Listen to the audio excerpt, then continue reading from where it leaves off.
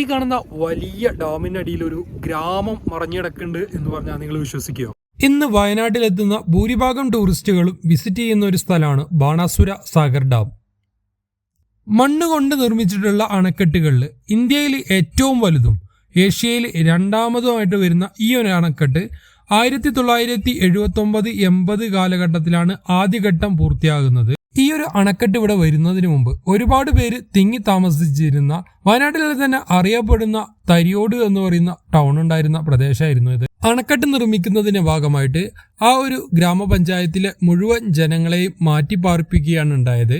ഇന്നും ഈ ഒരു ഡാമിൽ വെള്ളം കുറയുന്ന സമയത്ത് അന്ന് ആ ടൗണിലേക്ക് ഉണ്ടായിരുന്ന റോഡുകളുടെയും അതുപോലെ തന്നെ അവിടെ ഉണ്ടായിരുന്ന കെട്ടിടങ്ങളുടെയൊക്കെ അവശിഷ്ടങ്ങൾ നമുക്ക് ഡാമിന്റെ വിവിധ പ്രദേശങ്ങളിൽ നിന്ന് കഴിഞ്ഞാൽ കാണാൻ പറ്റും.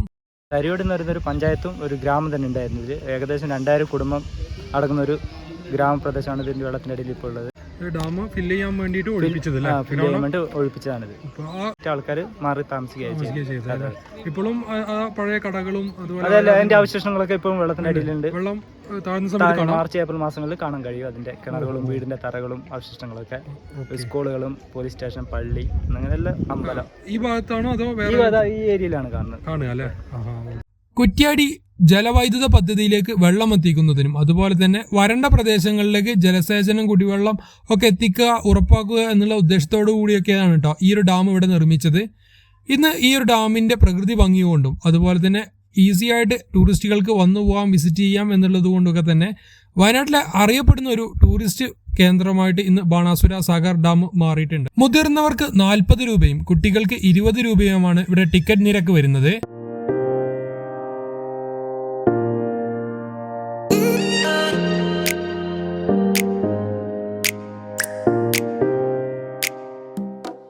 ഈ ഒരു ഡാം ഇപ്പോൾ മാനേജ് ചെയ്യുന്നത് KCB ആണ്.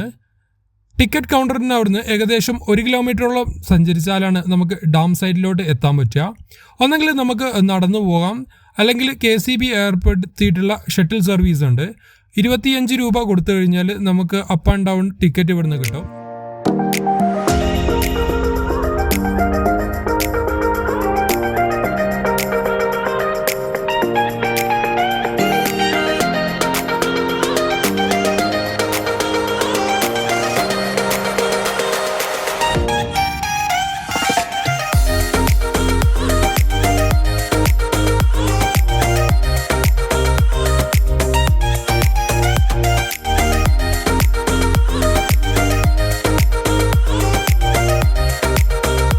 ഫോട്ടോസും വീഡിയോസൊക്കെ എടുക്കാൻ പറ്റുന്ന ഒരുപാട് നല്ല സ്പോട്ടുകൾ ഈ ഒരു ഡാം സൈഡിലുണ്ട്. ഈ ഒരു ഡാമിനെ കൂടുതൽ മനോഹരിയാക്കുന്നത് തൊട്ടടുത്തായിട്ട് വരുന്ന ബാണാസുര മലനിരകളുടെ കാഴ്ചകളാണ്.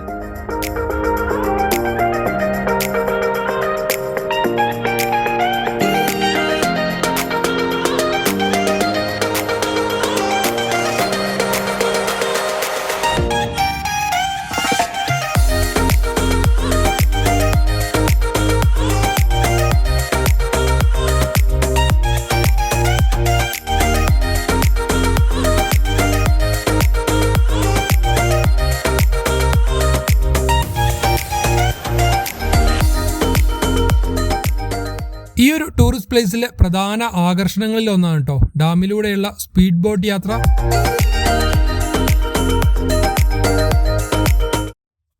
സ്പീഡ് ബോട്ടിന് പുറമെ കയാക്കിങ്ങും തുഴച്ചിൽ പെഡൽ ബോട്ടുകളൊക്കെ ബോട്ടിങ്ങിനായിട്ട് ഇവിടെ ഒരുക്കിയിട്ടുണ്ട്.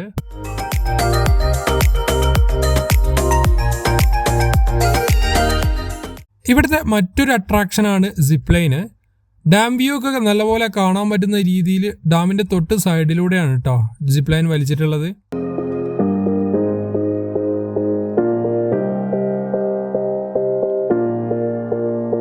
കൂടെ തന്നെ നിറയെ ഊഞ്ഞാലുകളൊക്കെ ആയിട്ട് വരുന്ന ഒരു നാച്ചുറൽ പാർക്കും ബുൾ റൈഡും കുട്ടികൾക്കുള്ള ബോട്ടിങ്ങും ഫിഷ് സ്പാ അടക്കം വരുന്ന മറ്റ് ആക്ടിവിറ്റികളൊക്കെ ഈ ഒരു ഡാം സൈഡിൽ വരുന്നുണ്ട്.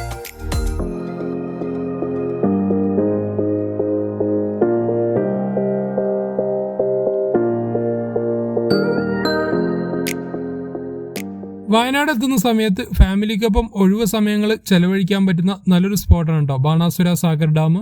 ഈ ഒരു ഡാമിലോട്ടുള്ള എക്സാക്റ്റ് ലൊക്കേഷനും കോൺടാക്ട് ഡീറ്റെയിൽസും ഞാൻ ഡിസ്ക്രിപ്ഷനിൽ കൊടുക്കുന്നുണ്ട്. നമ്മുടെ ഇന്നത്തെ ഈ ഒരു വീഡിയോ ഇവിടെ വെച്ച് വൈൻഡപ്പ് ചെയ്യാണ്. നിങ്ങൾക്ക് ഈ വീഡിയോ ഇഷ്ടപ്പെട്ടിട്ടുണ്ടെങ്കിൽ ലൈക്ക് ചെയ്യുക. അതുപോലെ ചാനൽ ഇതുവരെ സബ്സ്ക്രൈബ് ചെയ്തിട്ടില്ലെങ്കിൽ സബ്സ്ക്രൈബ് ചെയ്യുക. പുതിയൊരു വീഡിയോ ആയിട്ട് നമുക്ക് മറ്റൊരു ദിവസം കാണാം. ബൈ.